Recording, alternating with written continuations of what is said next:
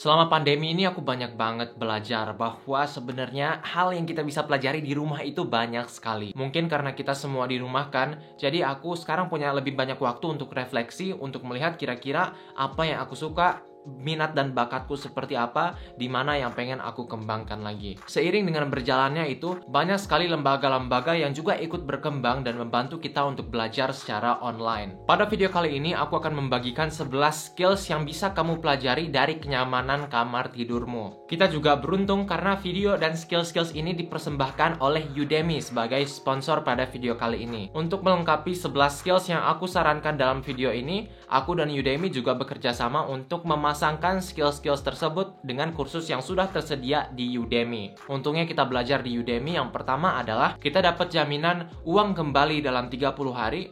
Jadi kalau misalnya kita ternyata nggak cocok sama skillnya atau merasa nggak worth it, kita nggak usah khawatir, kita bisa meminta refund. Kemudian kelas-kelas di Udemy juga adalah kelas yang on demand. Ini berarti bahwa kita bisa memilih kapan kita mau untuk menonton kelas tersebut. Jadi kita lebih leluasa untuk mengatur kecepatan pembelajaran sesuai dengan pemahaman kita saat ini. Selain itu, kursus-kursus di Udemy juga bisa di-download dan kita punya akses seumur hidup kepadanya. Kalau kamu mau belajar skills yang up to date, yang bisa kamu cek dulu review per kelasnya, kemudian affordable dan bisa dibayar dengan metode yang aksesibel untuk orang-orang Indonesia, Udemy datang untukmu. Oh iya, beda antara kita belajar di Udemy atau belajar mandiri misalnya, adalah kalau kita belajar di Udemy, nanti kita bakal dapat sertifikat penyelesaian yang mungkin bisa berguna kalau misalnya kita mau ikut lomba, daftar organisasi, masukin ke CV atau apapun itu yang kita inginkan. Skill rekomendasi Zahid dan Udemy yang pertama adalah Python. Aku yakin teman-teman semua udah pernah dengar Python, tapi kali ini bukan Python yang ular piton. Python ini adalah bahasa pemrograman yang sangat umum digunakan untuk membangun website, aplikasi, menganalisis data, dan banyak hal lainnya. Ini juga bisa jadi salah satu hard skill yang teman-teman pelajari, karena Python ini skillnya lagi on demand sekali, dan juga termasuk salah satu bahasa pemrograman yang paling terkenal di luar sana. Belajar Python ini bisa dianalogikan kayak misalnya kita belajar bahasa Inggris. Dengan kita belajar bahasa Inggris aja, tahu-tahu kesempatan kita untuk belajar itu jadi meluas. Konten yang bisa kita konsumsi jadi lebih banyak, buku-buku yang bisa kita baca lebih banyak, guru-guru atau tutor yang bisa kita dengar dan pahami juga lebih banyak. Sama dengan Python, dengan belajar dari Python dulu, kita nanti jadi bisa kebuka akses mulai dari machine learning sampai ke software testing yang memungkinkan akses kita untuk mengkonsumsi dan juga menciptakan sesuatu itu jadi meluas berkali-kali lipat. Skill yang kedua adalah videografi dan editing. Tentu saja ini skillnya aku taruh di nomor 2 karena untuk kasusku pribadi, skill yang aku pelajari 5-6 tahun lalu ini adalah skill yang nantinya membuka opportunities bagiku di 1 tahun ke belakang ini. Kabar baiknya, teman-teman gak harus mau jadi YouTuber atau content creator untuk mempelajari skill videografi dan editing. Ini juga adalah skill yang valuable yang bisa kita terapkan untuk proyek-proyek lainnya di sekolah, di kampus, di kantor, dan apapun itu. Dengan skill videografi dan editing yang bagus, kita jadi punya amunisi yang bisa kita gunakan untuk meyakinkan orang lain. Bayangkan aja kalau misalnya kita lagi melakukan presentasi untuk lomba atau kita lagi nge-pitch suatu ide. Pasti kalau misalnya kita bisa sampaikan dengan videografi dan editing yang bagus, itu bakal lebih meyakinkan dan membuat kita terlihat lebih profesional. Pada zaman dimana konten itu saling berkelahi satu sama lain, orang berebutan untuk thumbnail YouTube-nya diklik, orang berebutan supaya kontennya itu ditonton sampai habis. Dengan kemampuan videografi dan editing yang bagus, kita bisa mendapatkan head start. Perhatikan saja video TikTok, video after movie, orientasi mahasiswa baru, video promosional brand apapun yang kamu lihat, pasti yang lebih menarik atau yang membuatmu mengatakan iya kepada suatu tawaran, kemungkinan besar adalah konten yang juga dibarengi dengan videografi dan editing yang baik. Belajar videografi dan editing juga tidak melulu soal visual effects yang sering kita lihat di film-film action. Belajar skill ini juga bisa mencakup bagaimana kita menarik perhatian penonton dan menjaganya sampai akhir. Skill yang ketiga adalah graphic design. Coba aja lihat akun-akun Instagram favoritmu. Apakah kalau misalnya kamu lihat feed-nya itu kok warnanya adem banget ya? Atau kalau misalnya kamu lihat gaya fotonya seperti ini, dengan angle seperti ini, color palette seperti ini, kamu bisa langsung tahu, oh ini tuh pasti fotonya si ini tuh pasti postnya si ini, videonya si ini. Terima kasih kepada graphic design. Singkatnya, desain grafis adalah komunikasi visual bagi kita untuk menyampaikan suatu pesan tertentu. Karena ini kita bisa melihat mana brand yang premium atau tidak hanya dengan melihat kemasannya seperti apa atau balok-balok huruf yang ada di akun Instagramnya seperti apa. Sebagai individu kita juga sangat bisa untuk menjual skill ini karena banyak sekali sekarang brand, organisasi, dan semacamnya yang butuh orang-orang yang bisa membuat desain grafis yang bagus untuk akun Instagramnya, website, atau bahkan kita juga bisa menjual jasa graphic design ini melalui akun freelancing seperti Fiverr. Skill yang keempat adalah membangun website. Platform media sosial bisa saja tahu-tahu lenyap dari muka bumi. Misalnya waktu itu tahun 2013-2014an Vine itu terkenal banget. Tapi tahu-tahu nggak lama kemudian diberhentikan. Ini juga bisa terjadi ke YouTube, Instagram, Facebook, dan semacamnya. Jadi bagi teman-teman yang suka nge-publish karyanya di dunia maya, kita harus punya tempat di mana kita bisa publish semaunya dan kita punya kontrol penuh terhadap hal tersebut. Karena itu, kita harus belajar bagaimana caranya membangun website. Memang sekarang banyak sekali jasa yang menawarkan pembuatan website secara berlangganan dan kita tinggal setting dengan mudah-mudah saja. Tapi tentunya kalau misalnya kita mau lebih fleksibel, lebih kreatif, kita juga mau tahu caranya modifikasi website kita sendiri, ada baiknya kita juga belajar cara membangun website. Karena dengan melakukan ini kita juga bisa lebih hemat di sisi ongkosnya. Jadi kalau misalnya kita lagi sempit atau ketat budgetnya, belajar cara membangun website adalah opsi yang sangat baik. Skill yang kelima adalah skill Microsoft Excel. Microsoft Excel adalah skill yang dimana jika kita menguasainya, ini bisa meningkatkan employability kita ketika nantinya mendaftar pekerjaan. Excel ini juga sangat kuat. Bagi teman-teman yang nonton videoku tentang cara mengatur keuangan, Excel ini juga merupakan salah satu kemampuan yang jika kita memahaminya, bahkan yang basic-basic saja,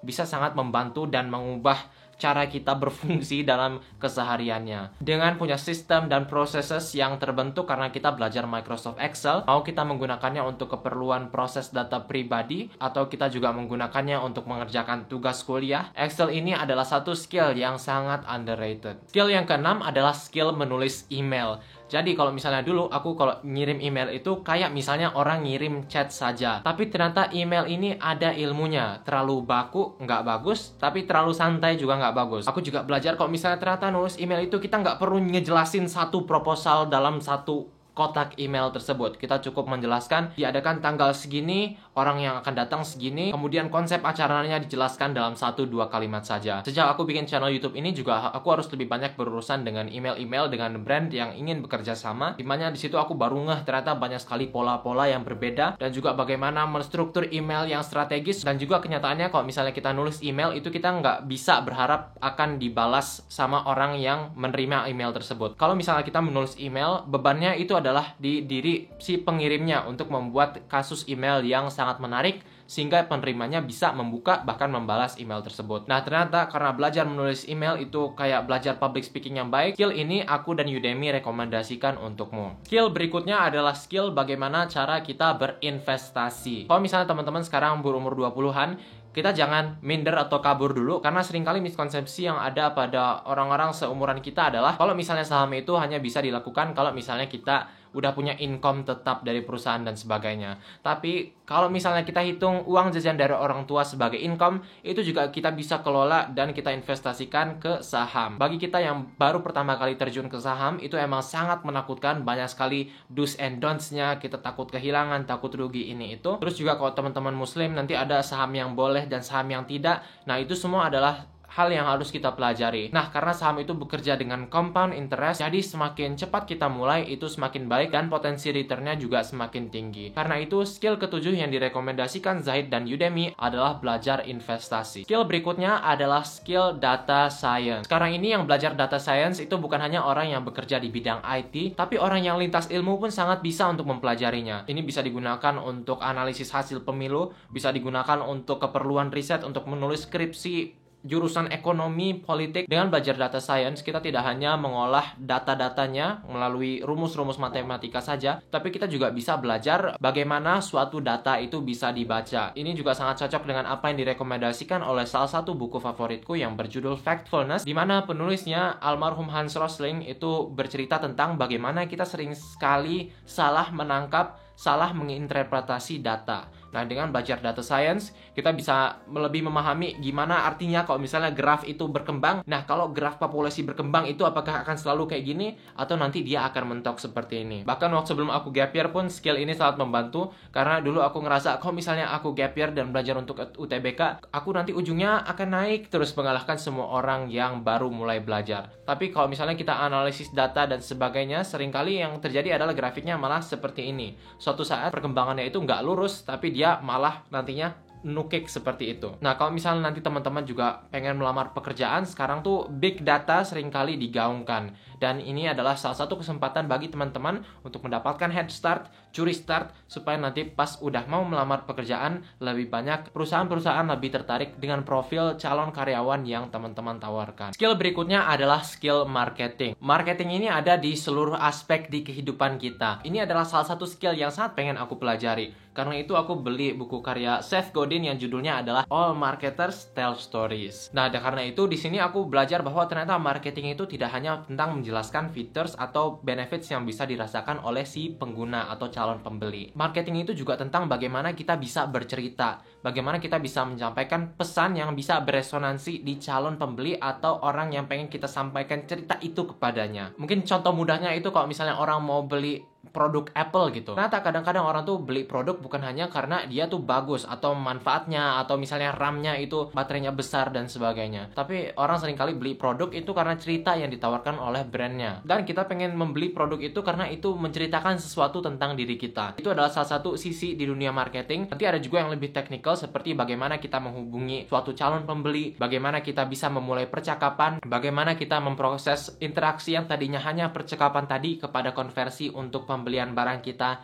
Itu adalah ilmu di bidang marketing yang bisa teman-teman pelajari di Udemy, dan aku sangat rekomendasikan kita belajar bersama kalau soal marketing. Skill yang ke-10 adalah skill storytelling atau bercerita. Storytelling ini sangat selaras dengan marketing seperti yang dikatakan Seth Godin tadi. Cuma dengan melakukan storytelling ini bisa lebih fleksibel, di mana tidak terbatas ke bagaimana kita bisa mempromosikan suatu produk, tapi storytelling ini juga bagaimana kita bisa membangun koneksi yang lebih dalam dengan orang-orang di sekitar kita. Kalau misalnya kita lagi ada acara keluarga, bagaimana kita bisa bercerita, cerita apa yang sebaiknya kita berikan atau cerita apa yang sebaiknya kita tahan terlebih dahulu. Storytelling juga akan sangat membantu kita untuk menginfluence orang lain. Kayak misalnya bayangkan kalau ada musibah, bayangkan dimana kita harus menggerakkan orang untuk berdonasi kepada musibah tertentu. Dengan kemampuan storytelling kita jadi lebih paham bagaimana rasanya kita bisa secara adil dan fair menarik seseorang atau meyakinkan dirinya untuk berkontribusi dalam menyelesaikan musibah tersebut. Jadi bagi kita yang pengen belajar bagaimana cara jadi orang yang sangat seru kalau misalnya lagi diundang hangout sama teman-temannya, atau bagi kita yang pengen lebih tahu bagaimana caranya kita bisa bercerita supaya bisa menggerakkan orang,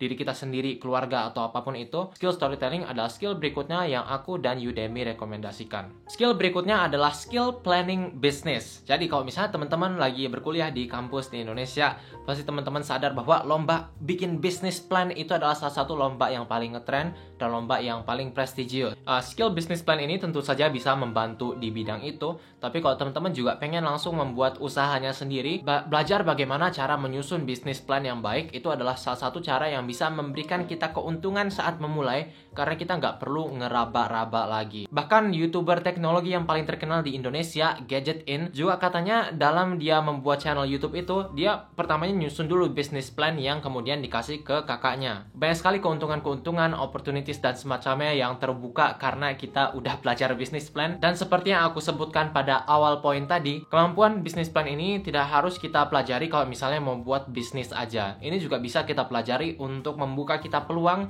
supaya bisa ikut lomba-lomba atau kegiatan positif seperti lomba bisnis plan, perancangan biaya, lomba proposal rancangan anggaran biaya, dan kegiatan positif lainnya yang terbuka bagi mahasiswa-mahasiswi dan juga siswa-siswi di Indonesia. Nah, 11 skills ini adalah skills yang aku dan Udemy rekomendasikan yang bisa teman-teman pelajari dari kenyamanan kamar tidur teman-teman. Semua skills ini juga sudah dikurasikan, jadi teman-teman gak harus cari sumber lagi. Itu sumbernya udah disiapkan semua di deskripsi dari Udemy dan juga dari guru yang menggunakan jasa Udemy untuk mengajar mengajarkan kursusnya. Di Udemy kamu bisa belajar topik apa saja dari instruktur lokal dan internasional, mau dalam bahasa Indonesia atau bahasa Inggris. Kamu juga akan mendapatkan akses seumur hidup dengan harga yang relatif terjangkau. Dan tentunya bagi para sertifikat hunter di luar sana, menyelesaikan kursus di Udemy juga akan memberikan kamu sertifikat penyelesaian. Terima kasih teman-teman, komen di bawah skill apa yang sedang atau pengen kamu pelajari, dan juga komen di bawah kalau misalnya teman-teman punya ide mengenai kursus Udemy lainnya, kira-kira itu terlihat seperti apa ya. Sekali lagi terima kasih dan sampai jumpa pada video berikutnya.